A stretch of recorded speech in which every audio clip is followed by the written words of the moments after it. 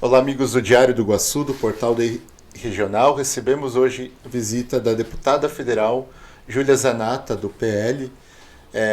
Seja bem-vinda, Júlia. Obrigado pela sua visita. Fazendo um roteiro aqui pela região Oeste e daí gentilmente veio conceder essa entrevista. Obrigado. Obrigada, Bruno. Obrigada a todos que acompanham esse jornalismo qualificado do Diário do Iguaçu. Estou à disposição de vocês. É uma honra para mim voltar aqui em Chapecó. Hoje também já fui em Coronel Freitas. Hoje à noite ainda vou para Xanxerê. E aqui em Chapecó sou muito grata. Tive 1.213 votos. E no Oeste todo, não só na região aqui da Mosque, foram 3.300 votos. Então, o Oeste faz parte da minha história e do meu mandato.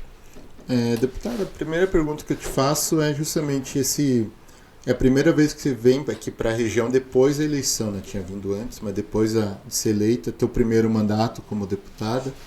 Como é que está essa questão de estar em Brasília durante a semana e vir para Santa Catarina, vir fazer os roteiros, né? O que você está encontrando de pedidos? O que o povo... Qual é a necessidade, né, que a população tá te mostrando que você tem recebido? Então, Brasília toma muito o nosso tempo, até porque eu me debruço sobre as matérias que vão para o plenário, nas comissões, tenho feito uma atuação bastante dedicada, até para me habituar, né, com a casa, é meu primeiro mandato, me habituar com tudo que tramita, como funciona. E aí a gente volta geralmente na quinta-noite. Às vezes acabo ficando em Brasília, pois tenho uma filha de 3 anos. Então, outro dia levei mãe, filha, cachorro, papagaio, não, papagaio não tem, gente, tá brincando. Pra lá, mas eu não gosto de ficar em Brasília sem esse contato com a base, porque, como você falou, a gente precisa ouvir as pessoas. Pessoal, o que eu tenho ouvido, pelo menos daqueles que me acompanham, é muita preocupação com o que está acontecendo no Brasil, muita desesperança por atitudes tomadas por esse atual governo, né? O governo Lula tem agido não em benefício da população, mas com muita vingança, muita revanche, diferente do que pregaram na campanha, que iam pacificar o país, unificar, união, amor, e a gente tem visto que não é bem assim. Perseguição, né? Por exemplo, a pauta que eu me dediquei na campanha, que é uma defesa da vida toda, que é a questão da legítima defesa, né? Então, os clubes de tiro. Hoje, por exemplo, fui ali em Coronel Freitas conversei com 2 donos de clubes de tiro, preocupado que a documentação ainda não saiu, que com essas restrições desse último decreto inviabiliza o esporte do tiro. Então, são preocupações gerais. A próprio pessoal que trabalha e produz no agro, tá tudo meio estagnado. Eu tenho falado que eu apoio e apoiei o presidente Bolsonaro, mas eu quero ver o Brasil caminhar para frente, né? Somos todos brasileiros, a gente está todo no mesmo barco. E gostaria de ver uma mudança de postura nesse sentido por parte do governo, em que pese eu seja oposição ferrenha. Sim. Você tem observado Brasília, depois da posse e tal, tem notado uma certa mudança do governo em relação ao que vinha sendo feito no governo anterior do ex-presidente Bolsonaro. E também tem, às vezes, questões do próprio STF, né, que a gente tem visto, eventualmente, estão invadindo a competência deles para pautas que deveriam ser legislativas, né? O marco temporal, a própria questão das drogas agora, do aborto, que eles acabam tomando as decisões que deveriam ser, a priori, do legislativo. Como é que você vê essa questão e o que né, o teu mandato, enfim, a base de oposição ou junto com os outros deputados tem trabalhado para tentar reverter ou chegar no meio termo nessa questão? A gente analisa com muita preocupação, e não somente agora, após eu ser deputada, isso é algo que já vem acontecendo no país, esse ativismo judicial, sem ter como fazer o contrapeso ali entre os poderes.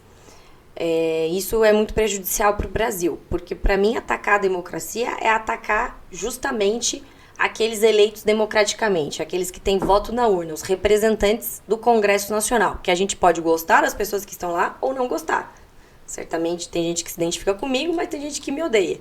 E isso é da democracia, isso faz parte da democracia. Então, quando o STF, por exemplo, hoje saiu uma notícia da questão do imposto sindical, que já foi votado lá atrás na reforma tributária. Uhum. E que, para modificar, teria que passar de novo pelo Congresso Nacional. Né? Tá se encaminhando para permitir via uma decisão do STF. Então, isso é abortar a democracia. Matar quem tem voto. Que são os representantes do Congresso Nacional. Quem chega lá tem voto, né? Isso é verdadeira antidemocracia. Eles, né, falam tanto de antidemocrático e golpe, mas isso é a verdadeira antidemocracia. E aí a gente, eu sempre aprendi na minha vida que decisão judicial a gente cumpre, certo? A gente não questiona. Mas existe uma usurpação de competência clara, muito clara, né, do STF tentando legislar. Porque muitas vezes eles falam que eles legislam quando o Congresso não toma atitude. Uhum. Só que nesse caso, por exemplo, do imposto sindical, o Congresso tomou uma atitude. Ele decidiu lá atrás. E eles estão mudando a decisão por meio do judiciário. Então, isso eu entendo que não é saudável para a nossa democracia e deveria, sim, existir uma maneira de parar com essas atitudes. E eu entendo que esse remédio, ele está dentro do escopo do Senado Federal. Né? Eu sou deputada. Eles que têm, por exemplo, se o presidente da casa tomasse uma atitude em relação a isso, começaria a mudar o rumo das coisas. Infelizmente, o Bolsonaro não ganhou a eleição, né? Não está como presidente. Nós teríamos mais 2 indicações de ministros. Nesse caso, o Lula que vai fazer. Ele acabou de fazer uma indicação, o Zanin, que inclusive nas suas últimas, não sei se você acompanhou, nas últimas votações dele, tá levando um pau da esquerda porque estão dizendo que ele não está votando com as pautas progressistas. Porque hoje parece que votar de acordo com a Constituição é feio, sim, né? E é o que ele tem até agora demonstrado que fez. Deputada, eu queria te perguntar a respeito agora de pautas também, né, do seu mandato. Fora essa que você já citou a respeito dos clubes de tiro e tal, quais são as outras pautas? Eu vi que tem uma questão ali dos motoboys, né, esqueci o nome daquela proteção que eles usam ali para... Big bags. Isso, big bag. Queria que você falasse dessa e de outras pautas também, né, do mandato. Então, até agradeço, acho que foi você que botou na coluna hoje, eu li lá na Câmara de Vereadores. Esse projeto nasceu aqui em Chapecó. Na campanha, quando eu estive aqui, eu conversei com o tio Boni, né, e fui lá conversar com os motoboys e...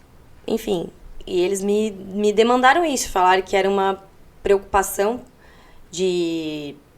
porque muitos já usam a Big Bag, mas não é o que está na lei, certo? Então, ficam presos tendo que usar aquelas caixas que, segundo alguns especialistas dizem, seria para dar uma maior proteção. Mas há controvérsias, há argumentos para os dois lados. Então, quando assumi como deputada, eu pedi para ver o que a gente poderia fazer para facilitar a vida desses trabalhadores que correm risco diário, às vezes, para levar conforto na nossa casa, quando a gente está esperando lá, faz um pedido, certo?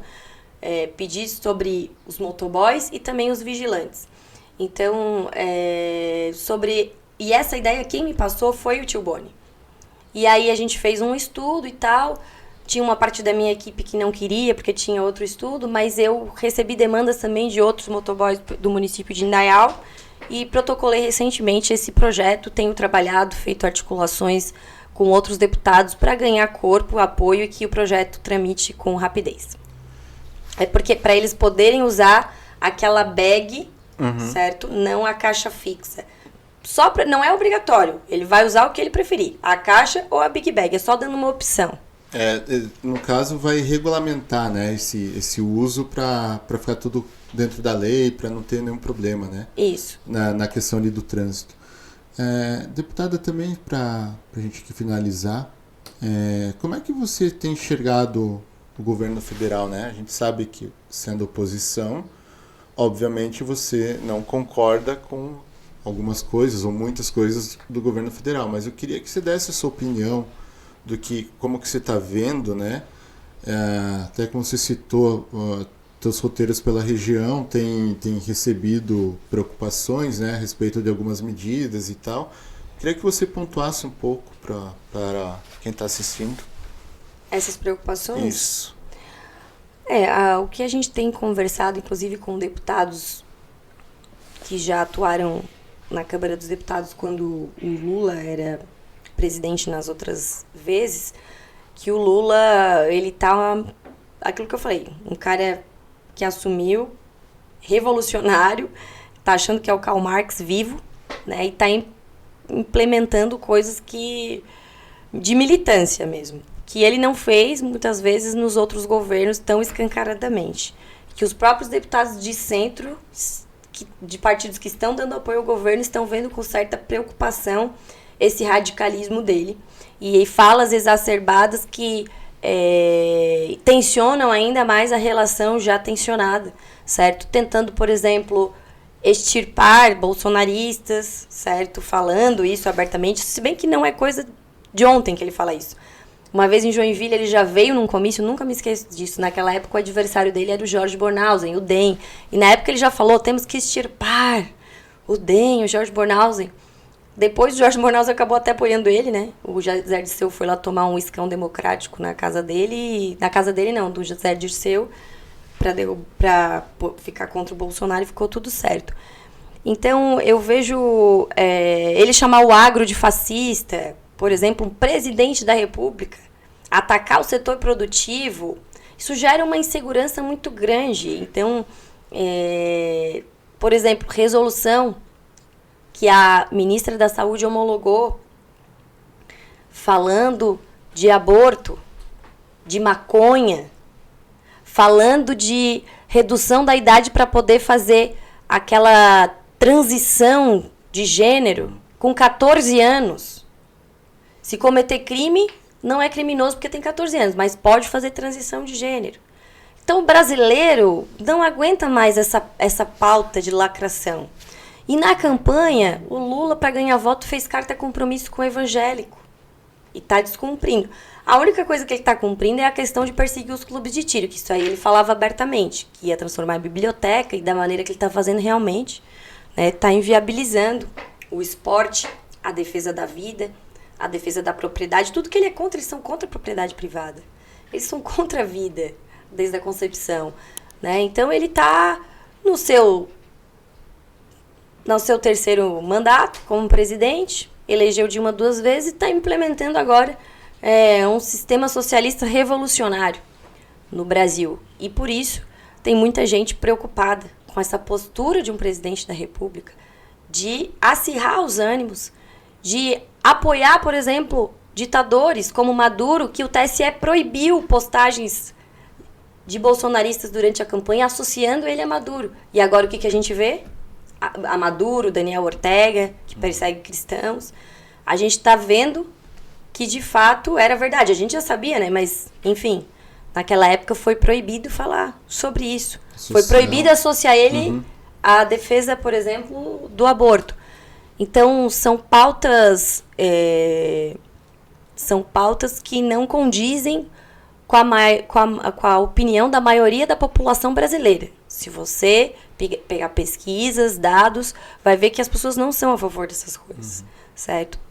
A gente quer emprego, renda, desenvolvimento, quer que o cidadão brasileiro que trabalha e produz tenha segurança nesse país e não seja atacado por um presidente da República. Então, é esse clima que foi criado e que está sendo alimentado pelo próprio governo. A gente tem um negócio na política que fala que governo age e oposição fala. E nós vemos deputados da base governista falando, atrapalhando, obstruindo, porque não tem proposta para a sociedade. Não tem pauta esse governo. Então, é complicado. Por exemplo, votamos agora a desoneração da folha de pagamento para 17 setores, inclusive que vai beneficiar até municípios de médio porte. O Lindbergh Farias, do PT, estava dizendo que ia inviabilizar o governo. no fim, tiveram que ser a favor para não ficar ruim. Entendeu? Então, o que esse governo prega? Prega mais centralização de poder em dinheiro em Brasília. Tudo que eu sou contra.